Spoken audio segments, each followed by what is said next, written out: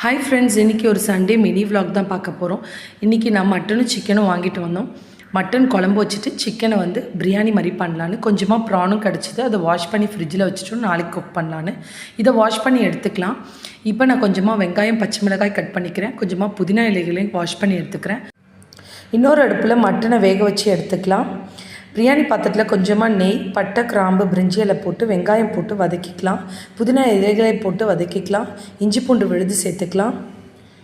இதில் தக்காளியும் சேர்த்து வதக்கிக்கலாம்.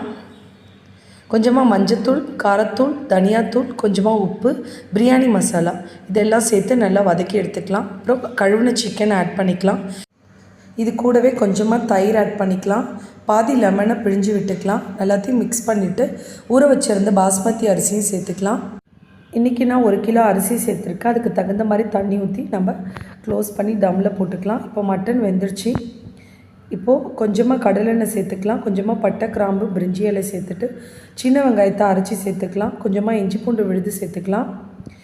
ஒரு 2 தக்காளியை நான் நல்லா கட் பண்ணி போட்டுக்கிறேன். மஞ்சத்தூள், காரத்தூள், கொஞ்சமாக குழம்பு மிளகாய்த்தூள், உப்பு சேர்த்து நல்லா வதக்கிக்கோங்க.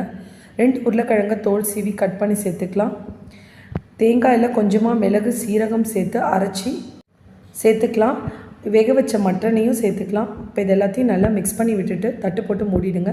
சைட் பை சைட் குக்கும்பர், வெங்காயம் எல்லாத்தையும் கட் பண்ணி ரைத்தா ரெடி பண்ணிக்கலாம்.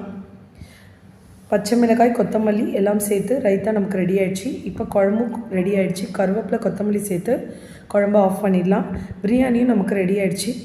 பாருங்கள், இன்றைக்கி நம்ம biryani, mutton gravy, white rice, raita, கொஞ்சமாக ரசம். அவ்வளோதான் ஃப்ரெண்ட்ஸ். தேங்க்ஸ் ஃபார் வாட்சிங்.